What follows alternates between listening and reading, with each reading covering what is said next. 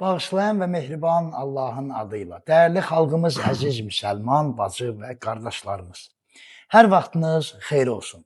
Yenə də İrsimiz adlı verilişlə evlərinizin qonağıyıq. Və hər dəfə bir bahanə ilə, amma bugünkü bahanəmiz bir bayramdır, bir gözəllikdir.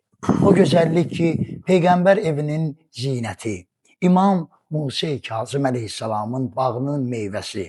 Belə deyərdim, ən çətin bir halımız olanda biz bu məsumlara müraciət edirik. Allahı bu məsumlara and veririk. Babəl Həvaic balası, xanım Fatıma-i Məsumə salamullahi əleyhanın mövlud günüdür. Bu gözəl gün münasibətilə əvvəl zamanın sahibi İmam Zaman Əccəlallahu fərəcəhə gözadənlik edirik və sonra da xanımı sevənlərə deyirik, bayramınız mübarək olsun. Dəyərli analarım, dəyərli bacılarım, dəyərli hicab əhli, dəyərli xanımın məktəbinin yolunu yaşayıb yaşadanlar, bayramınız mübarək olsun. Dəyərli qonaqlarımız və bizi izləyən tamaşaçılarımız. Bugün studiyamızın çox dəyərli bir qonağı var. Mən elə sözü çox uzatmadan istəyirəm dəyərli ilahiyyatçımızı, əziz qardaşımızı sizlərə təqdim edəm. O da bizim xalqımızın sevimlisi, öz elmi ilə, öz qardaşlığı ilə, gözəl xütbələri ilə, muizələri ilə qəlblərimizi fəth edən Hacı Surxay qardaşımdır. Hacı, xoş gəlmişsiniz Hacı. Hər vaxtınız xeyir olsun, bayramınız mübarək olsun. Bismillahirrahmanirrahim. Mən də salamlayıram sizi və bütün izləyicilərimizi salamlayıram. Başda Zəmanə imamı olmaqla bütün Əhl-i Beyt dostlarına təbrik ərz edirəm. Allah razı olsun. Hacı, dəvətimizi qəbul etdiyiniz üçün sizə öz dərin təşəkkürümüzü bildiririk. Təşəkkür ederim. Hacım, məlum ki, bugün İmam Musa Kazım əleyhissalamın balası xanım Fatıma-i Məsumə salamullahi əleyhanın mövlud günüdür. İstəyərdik o xanımın fəzilətlərindən, o xanımın yaşadığı bir həyat tərzindən və o xanımın bizlər üçün bir örnəyindən danışaq inşallah. Yalnız. Bismillahirrahmanirrahim. Əvvəla belə istəyərdim başlayım mövzuma ki, ümumiyyətlə böyük insanlar, məsumlar, Əhl-i Beyt, bütün bu aləmdə olan gözəl insanlar, bunlar insanın özünü göstərmək üçün bir aynadırlar.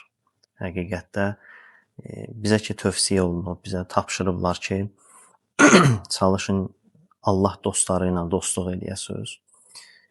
Bunun səbəblərindən biri budur ki, çünki Allah dostları, Allahın yolunda pak olan insanlar, bunlar insanın həqiqətini insana göstərirlər. Həqiqətdə bunlar özləri bir tərəzidirlər.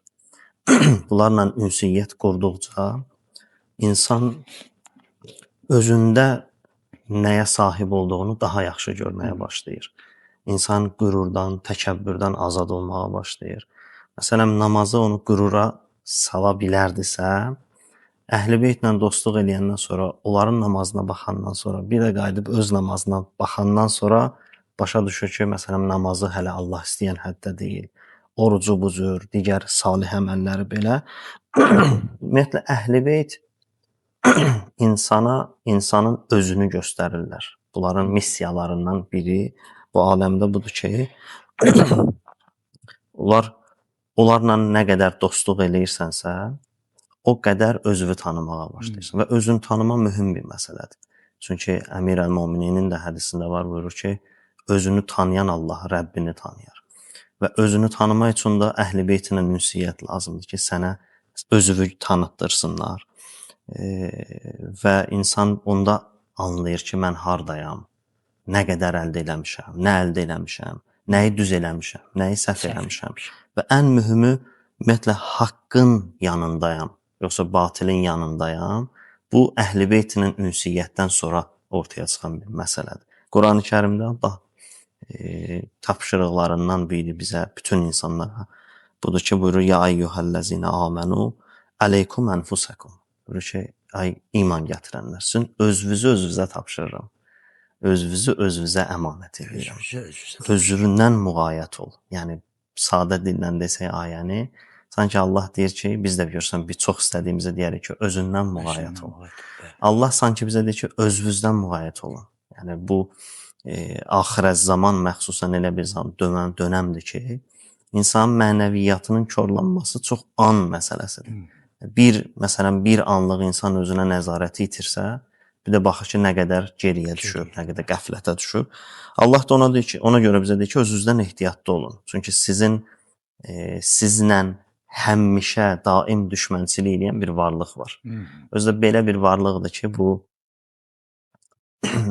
təsəvvür edin, iblis Həzrət Adəmi aldadanda ona and içdi ki, sənə yaxşılıq eləmək istəyirəm. Pislik elədi. Bir varlıq ki, and içir yaxşılıq eləmək istəyirəm, pislik eləyir. Sizin təsəvvür edin, bizim üçün and içib ki, mən onlara pislik eləyəcəm. Gör bizə nə eləyər. Yəni bir varlıq ki, yaxşılıq eləmək istəyəndə pislik eləyir. Bir yerdə ki, indi vəd verir, Allah deyir ki, mən onlara pislik eləyəcəm. Gör bizə nələr eləyir. Allah onun üçün bizə deyir ki, ehtiyatlı olun. Özünüzdən müğayət olun, özünüzü qoruyun. Yəni bu qarışıq, bu səsküylü aləm sizi aldatmasın.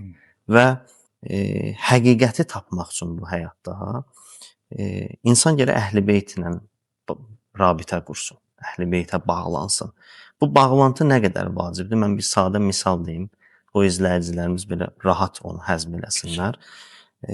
İnsan hər nə olursa olsun, nə məqam arzuluyursa arzulasın, Əhl-i-Beytə bağlanmasa pus olacaq.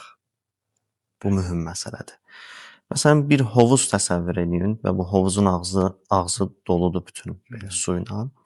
Onun içindəki su, həmin o su, əgər bir gölə, bir dənizə bağlantısı olmasa, o su bir müddətdən sonra iylənəcək. O su bir müddətdən sonra xarab olacaq.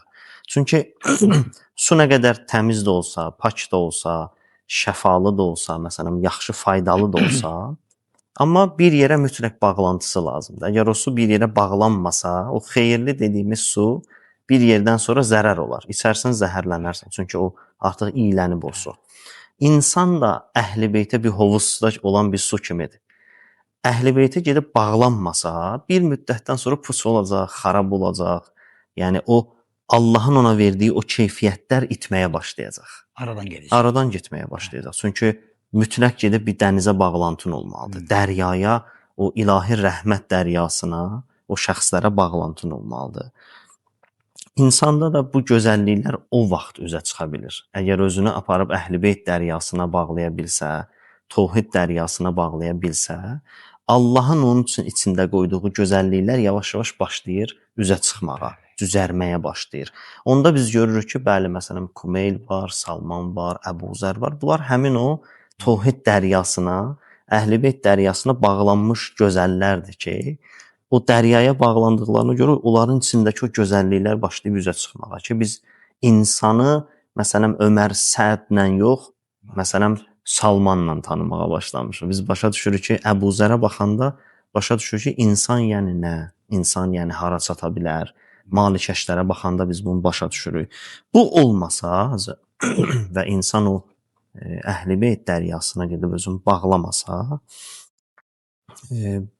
bir müddətdən sonraki xarab olur. Allah Quran-ı Kərimdə həmin insanları da vəsf edir.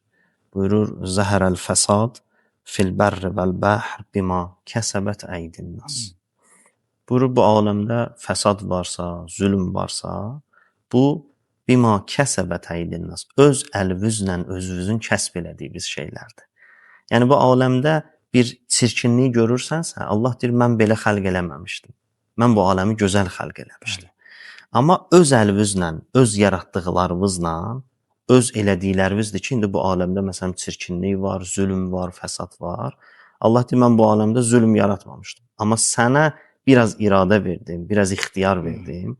Yəni sadələşdirsəm ayəni belə deyərəm ki, Allah sanki bu aləmi yaradıb, çəkib və hamısını gözəl çəkib. İnsanı da yaradıb, insanın da içində o gözəllikləri var. Axırda insana, sanki qələmi verib insana, deyir, indi özün əməl elə, mən necə gözəl çəkmişəm, sən də davam elə, gözəl davam elə. Mən Hacı istəyirəm, bir növ insanın öz yaradıcısı da. Yəni, insan Allah tavancı məsum xəlq edir, günahsız xəlq edir. Və neyinisə insan öz-özünü edir. Bəli. Bu ayədə ona işarə edir ki, bəli, mən çəkdim gözəl, verdim qələmi sənə, ixtiyar. Burada sənə dedim, sən də mənim kimi gözəlsən, amma sən burada artıq fəsad eləməyə başladın, ziyan eləməyə, zülm eləməyə başladın. Bu oradan qaynaqlanır. O adam zülm eləyər ki, o Əhlibeyt dəryasına bağlanmayıb. Öz başına qalıb. Öz başınalıq bu aləmdə yoxdur da. Bu aləmdə ya Allahın yanındasan, ya iblisin yanındasan. Orta yoxdur.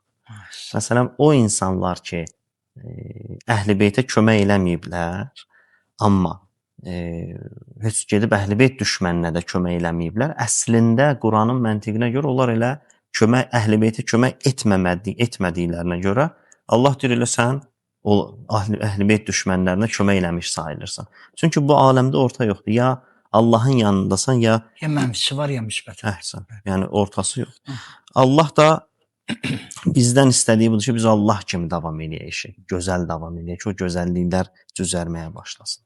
Və o dəryaya bağlananda onda insan üçün o mənəvi dəyərlər mənalı olmağa başlayır. Məsələn, onda başa düşürsən ki, təvazu gözəl bir şeymiş.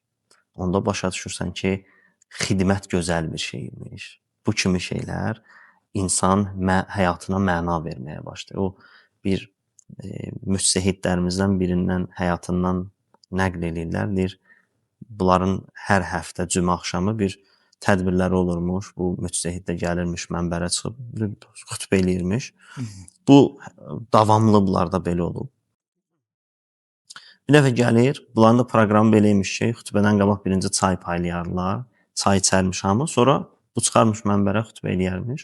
Bir dəfə gəlir, görüş xidmətçilərdən heç kim gəlməyib. Yəni o çay dəmləyən, çay gətirən heç kəs yoxdur. Gedir özü mətbəxə çay dəmləyir, siniyə qoyur, gətirir insanlara bir-bir müctəhid olaraq bir-bir verir. Hamı o çayını içsin, yəni o proqram davam eləsin. Sonra keçir mənbərindən yenə xütbəsini eləyir, gedir. Yatıb həmin gecə deyir, yuxuda mən xanım Zəhranı gördüm. Həmin gecə mənə dedi ki, sən bugün bizim qapımızda nökər oldun. La ilahe illallah. Və bir müctəhid üçün təsəvvür edin, o boyda elm, nailiyyət, ictihad, kitab yazma, bunlar hamısı bir kənara.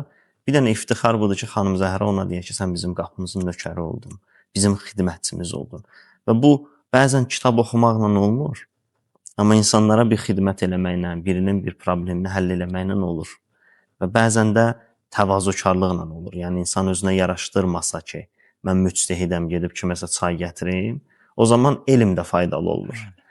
O elm elə əslində o zaman faydalıdır ki, insan o nəfsini, istəklərini ayağının altına qoya bilsin. Onda insanın içindəki o mədən, o xəzinələr az üzə çıxmağa başlayır. Peyğəmbərin bir çox gözəl hədisi var. O hədisində Peyğəmbər buyurur ki, insanlar mədən kimidirlər. Və maraqlı budur ki, niyə Peyğəmbər insanı mədənə bənzədir? Axı, mədənin bir xüsusiyyəti var. Mədəndə bahalı daş-qaş yatır. Bəli. Amma üzdə deyil, gəlir onu qazasan, dərinliyinə gedəsən, çıxardasan, bir zəhmət tələb edir. Peyğəmbər istəyir desin ki, sənin içində bahalı xüsusiyyətlər yatır. Çox dəyərli xüsusiyyətlər yatır. Amma üzdə deyil. Zəhmət çəkmək istəsən birdən, necə o mədəndən zəhmətlə çıxardırlar. Sən birdən zəhmət çəkmək istəsən, öz üzərində bir xətt çəkmək istəsən, o zaman içindəki o gözəlliklər üzə çıxmağa başlayacaq. Ona görə görürsünüz, Peyğəmbərlərlə də danışanda, məsələn, İbrahim Peyğəmbər Allah deyir ki, وَإِذِ ابْتَلَى إِبْرَاهِمَ رَبُّهُ Rəbbi İbrahimi imtihana, bəlaya saldı. İbrahim özü düşmədi. Allah o bəlaya bəzən insanı salır ki, içindəki o bahalı, gözəl olan xüsusiyyətlər, o ilahi xüsusiyyətlər o mədən kimi aşağıdan çıxmağa başlasınlar. Çünki azı insanlar iki dəstə olurlar. Bəzi insanlar dərya kimidir, bəzi insanlar muzey kimidir. Muzey belədir ki, funksiyası budur ki, ora gətirərlər ən tarixi, ən bahalı, ən dəyərli şeyləri orada saxlayarlar. Biz ona deyərik muzey. Amma bir dənə xüsusiyyəti var ki, onların heç biri muzeyin özünün deyil. Kənardan gətiriblər. Bir dənə binadır, götürüblər. Bahalı şeyləri, dəyərli şeyləri gətirib yığıblar, deyiblər, bura muzeydir. Gəlin, baxın, görün. Nümayiş etdirir. Baxın, bəli. Amma bunun heç birini o özü istehsal eləməyib. Ona görə çox qiymətlidir. Amma dərya qiymətlidir. Niyə? Çünki onun dibindən dəyərli gövhər çıxmağa başlayır və onu o istehsal eləyir. O onundur. İnsana da ona görə deyiblər ki, sən çalış dərya kimi ol. Peyğəmbər hədisində deyir, mömin dərya kimidir. Niyə deyir? Çünki mömin içindən gözəlliyi istehsal edir. Mömin gözəlliyi özü çıxardır nümayişə. Nəinki mömin riyakarcasına, məsələn, özündə olmayan bir xüsusiyyəti götürür, göstərir, amma bu özünün deyil. Ona görə dinimiz ona deyir riya. Allah deyir, mən bunu bəyənmirəm. O xüsusiyyət ki, sənin özündə yoxdur. Göstərirsən ki, varmış kimi, mən bunu deyir riya hesab edirəm. Amma o zaman ki, sən özü içindən onu istehsal edib üzə çıxartmağa başlayırsan, Allah deyir, mənim üçün bu çox qiymətlidir. Yəni bir şey ki, qəlbindən, ruhiyyəndən əgər gəlsə. Əhsən, əhsən. Buna görə Əhl-i Beyt və Əhl-i Beytə bağlanma, bunların qapısında özünü tapma, özünü tanıma, öz dəyərini, kimliyini bilmə, bunlarla rabitə bu baxımdan çox önəmlidir. Yəni, insan başa düşür yavaş-yavaş ki, Allah məni bəndəliyə dəvət edir azad eləmək üçün. Bu Əhl-i Beytin qapısında insan bunu başa düşür. Bu qapıya getsə məsələn iblisin qapısına, iblis də azadlıq vəd verir. Çox maraqlıdır ki, Allah da azadlıq vəd verir, iblis də. Allah çox qəribə üslubla amma bunu dəvət edir. Allah deyir ki, mənə bəndə ol, qul olmağı bizə deyir. Əslində, deyir, mənim məqsədim səni qul eləmək deyil, azad eləməkdir. Amma iblis deyir, gəl mən səni azad eləyim, amma əslində qul eləyir. Çox qəribədir. İblisin termin olaraq dəvət elədiyi azadlığın sonu qul olur. Allahın termin olaraq dəvət elədiyi qul olmanın sonu azadlıq olur. İnsan bütün nəfsani istəklərindən, bağlantılarından, bütün bunların hamısını azad olur. Axırda qulluq məqamı gətirir onu azadlıq məqamına çıxardır. O, Həzrəti İmam Baqir əleyhissalamın bir maraqlı bir hədisi var. Orada İmam buyurur ki, İslamın 5 şərti var. Namazdır, oruzdur, cihaddır, həcdir və vilayə. Və 5-incisi vilayətdir. Sonra İmam buyurur ki, yeganə vilayət şərtidir ki, heç vaxt bunda tətil yoxdur. Məsələn, namazdır, insan ayaq üstə qıla bilməsə otura bilər, uzana bilər. Məsələn, komaya düşsə, heç qılmaya bilər. Oruzdur, səhhəti ilə bağlıdır, həcdir, maddi imkanı ilə bağlıdır, amma vilayət heç bir istisnası yoxdur. Yəni, və vilayət dinin qıfılıdır.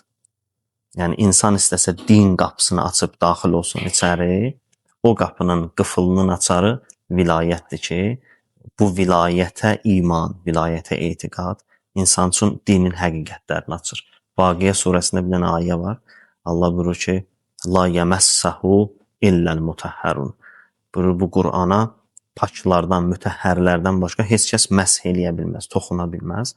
Ayənin zahiri ilə götürsək, əslində ayə düz deyil. Bu baxımdan baxsaq. Çünki qeyri paklar da əl vurur, yandırırlar, məsələn, hörmətsizlik edirlər. Allah əslində bunu demir. Allah istəyir desin ki, mənəvi pak olmayan insan, mütəhhər, paklanmayan, təthir olmayan insan bu Qur'anın həqiqət qapısı onun üzünə açılmayacaq. O Qur'an oxuyacaq, amma bilməyəcək nə oxuyur. Çünki baxın, bir şeyi oxumaq başqa şeydir, bir şeyi dərk eləmək başqa şeydir.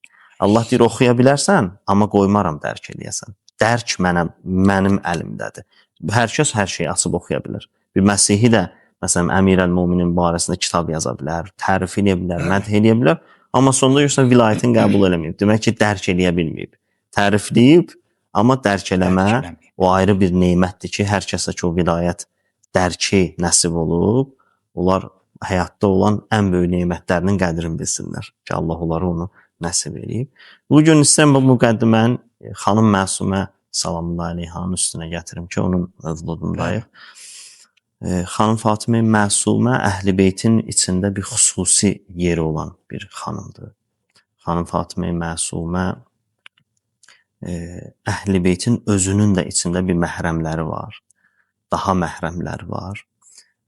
O, daha məhrəmlərin siyahısında olan bir xanımdır. Əzəməti xanım Zəhranın əzəməti ilə müqayisə olunan, demirəm müqayisə olunan bir xanımın mövzudundayıq ki, elə bir xanımdır ki, mən onun fəzilətlərini araşdırırdım. Bəzi fəzilətlərini ki, insanın qabağına çıxır, amma bir fəzilətini istədim bu verilişdə deyim ki, həqiqi mənada düşündüm ki, bəlkə də Fatimə Məsumənin bundan o tərəfə bir fəziləti olmaz ki, bizim dərkimizdən kənar bir şeydir. Ayətullah Mərəşi Nəcəfi deyir, mənim atam Subhanallah əleyhi. 40 gün çillə saxladı ki, İmam Zaman əleyhissalamla görüşsün. 40 gündən sonraki o müəyyən o əməllər, nəfsi əziyyət vermələr, o çillədən sonra imamla görüşə nail oldu. Görüşdü. Deyir, imam ondan soruşdu ki, nə istəyirsən məndən? Yəni, istəyin nədir, hacətin nədir? Deyir, mənim atam ona deyib ki, mən xanım Zəhranın qəbrini ziyarət etmək istəyirəm. Mən onun yerini deyim. Deyir, imam qayıtdı, mənə dedi ki, o xanımın özünün vəsiyyətidir. Mən o vəsiyyətə əks gedə bilmərəm. Özünün istəyi budur ki, bu gizli qalsın. Amması çox mühümdür. Amma deyir, get Fatimə Məsuməni ziyarət elə. Allah deyir, xanım Zəhraya verdiyi, qəbrinə verdiyi əzəməti Fatimə Məsumənin qəbrinə verir. Subhanallah. Çox qəribə bir fəzilətdir ki, dərki insan üçün ağırdır ki, yəni birdən xanım Zəhranın qəbrində nə qədər əzəmət olardısa, Allah deyir, bugün şiə onu ziyarət eləyə bilmir deyə. İmam deyir ki, Allah o əzəməti verib Fatimə Məsumənin qəbrinə ki, onu ziyarət elə, təqribi başa düşəcəksən ki, xanım Zəhranın qəbri olsaydı necə olardı? Yəni bir xanım ki, elə bir kəsin ətri gəlir ondan, Fatimə Zəhranın ətri, yəni gəlir ondan ki, Fatimə Zəhra sonuncu qapıdır. Yəni Allaha getmək üçün, təvəssül üçün sonuncu qapıdır. Yəni heç açılmayacaq qapılar o qapıda açılır. Heç düzəlməyəcək çətinliklər o qapıda düzəlir. Bir xanımdır ki, Kisa hədisində məsələn çox maraqlıdır və həqiqətən də bunun bəlkə də hikməti İmam Zaman əleyhissalam gəlsə açılar ki, niyə bu belə deyil? Düzdür, bir mənalar deyilir. İndi orasından işim yox, amma həqiqətən nədir onun hikməti? Bəlkə də imam gələndə açılar ki, özün Cəbrail əleyhissalam nazil olub Kisa hədisini deyir. Gəlib orada bir hissəsinə çatan deyir ki, əslində deməli idi bizə görə, bizim anladığımız formada deməli idi ki, bu peyğəmbərdir, peyğəmbər göstərməli idi. Deməlidir və peyğəmbərin qızı Fatimə. Amma Cəbrail əleyhissalam əksini deyir, hum Fatimətə və əbuha. Bu Fatimədir və Fatimənin atası peyğəmbər. Bu çox qəribə bir hikmətdir burada yatıb ki, peyğəmbər və peyğəmbər qızı Fatimə deməli idi. Deyir, Fatimə və Fatimənin atası peyğəmbər. Peyğəmbərin özünü Fatimə Zəhra ilə müqəddiməsini giriş edir. Həmin bir xanımın ətrini verən bir xanım ki, Fatimə Məsumə salamullah aleyha ki, onun bir əmanəti də bizdə Azərbaycandadır, Bakımızdadır. Bizim üçün böyük, Allahın bəlkə ən böyük neymət və lütflərindəndir ki, o xanımın bir bacısı Bakıda dəfn olunub. Biz onun ziyarəti ilə, biz də onun ziyarəti ilə xanım Məsumənin, Fatimə Məsumənin sanki ətrini o ziyarətdən almış oluruq ki, Allah bizlərə bu pak insanların qapısında xidmət eləməyi daim ruzi eləsin. Allah bizi onlarla ölənə qədər rabitəsi, əlaqəsi düzgün qurulmuş insanlardan qərar versin inşallah. Çox sağ olun Hacı. Bu gözəl vaxta görə, bu gözəl zamana görə doğrudan da çox dolğun və mənəviyyatlı bir dəqiqələr yaşadıq. Hacı, sonda mən istəyərdim ki, dualarınızı bu bayram günündə bir neçə kəlmə dua eləyəsiniz. Sizə amin deyə inşallah. Və sonra da dinləyicilərlə sağollaşaq. Ya Allah. Allahümme salli ala Muhammedin və ali Muhammed və əcil fərəcəhum. Başda istəyirəm İmam Zaman əleyhissalamı dua edin ki, Allah sənə ad verirəm, izzət-i əzəmət və zamanı imamımızın zuhurunu təcil elə. Bizdən dua istəyənlər var, onların dualarını qəbul elə. Xəstələrə şəfa inayət elə. Din yolunda, İslam yolunda xidmət eləyənlərin, xidmətlərin ali dərəcədə qəbul elə. Aqibətimizi, axirətimizi xeyirli qərar ver. Dünya və axirətdə bizi Qur'andan və Əhl-i Beytdən ayrı salma. Dünyada Əhl-i Beytin ziyarətini, qiyamət günü bizlərə onların şəfaətini nəsib elə. Əslimizdən, nəslimizdən Əmir əl-Mumininin vilayətinin düşmənlərindən qərar vermə. Bizləri elm və əməl əhlindən qərar ver. Öz dini və ictimai vəzifələrimizi bilməkdə və onlara əməl eləməkdə bizlərə tövfiq inayət elə. Əziz qardaşlarım xidmət göstərirlər, onların da xidmətlərini İmam Zaman əleyhissalamın dəftərində qeyd elə İlahi. və zamanı imamının zuhurunu bizim zamanımızda qərar ver. İlahi. Assalamu aleykum. Elə bu niyyətimizi də salavatla tamamlayaq. Allahümme salli ala Muhammed və ali Muhammed. Dəyərli izləyicilərimiz, İrsimiz adlı verilişimizin bugün çox dəyərli bir qonağı, dəyərli ilahiyyatçımız Hacı Surxay Əhmədov oldu. Hacı, çox sağ olun, təşəkkür edirəm, minnətdaram. Və ən böyük təşəkkür siz izləyicilərsiniz. Allah Taala hər günümüzü bağışlanmaqlığımızla mübarək qərar versin inşallah. Allah bizləri Quran və pak Əhl-i Beytdən ayrı salmasın. Bir daha bu gözəl bayramımız mübarək olsun. Sağ olun, salamat qalın.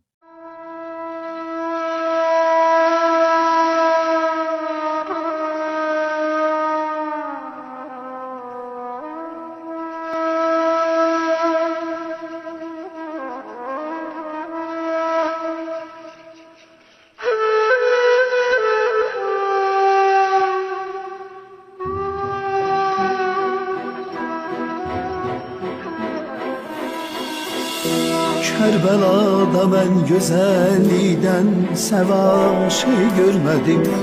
Kəlməsi ta həşrəcən dildə şuar Zeynəb xanım. Kərbəlada mən gözəllikdən səva şey görmədim. Kəlməsi ta həşrəcən dildə şuar Zeynəb xanım. Sən Hüseynin, sən əvvəl fəzlin, tükənməz səbrisən. Şiələr üçün iftixarsan, iftixar Zeynəb xanım. Sən Hüseynin, sən əvvəl fəzlin, tükənməz səbrisən. Şiələr üçün iftixarsan, iftixar Zeynəb xanım. Həqqi ifşa etməyin Mövla Əlidən dərs alıb, ol Əli tək həqqi etdin aşikar Zeynəb xanım.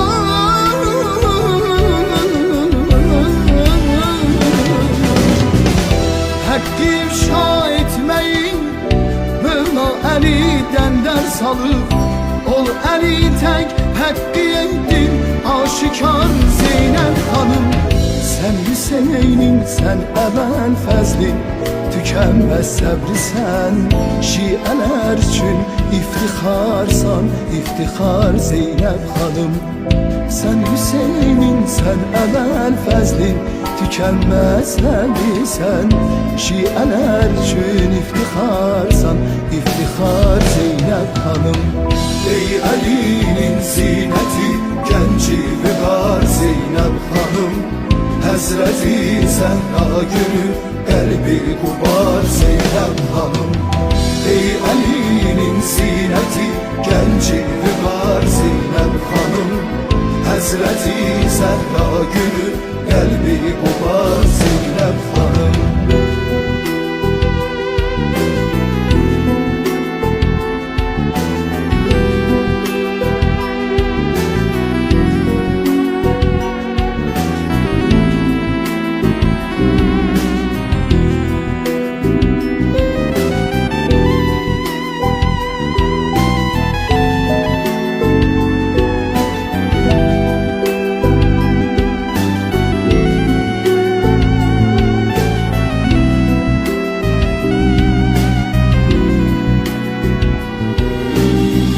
Tərk edənlər Əhl-i Beyti həşridə tapmaz nicat. Etməsin Allah bizi sizdən kənar Zeynəb xanım. Tərk edənlər Əhl-i Beyti həşridə tapmaz nicat. Etməsin Allah bizi sizdən kənar Zeynəb xanım. Kim əl atsa məhzərindən naümid dönməz geri. Çün şəfaət ixtiyar sizdə var Zeynəb xanım. Kim əl atsa məhzərindən naümid dönməz geri. Çün şəfaət ixtiyar sizdə var Zeynəb xanım. Həqqi ifşa etməyin Mövla Əlidən dərs alıb, ol Əli tək həqqi etdin aşikar Zeynəb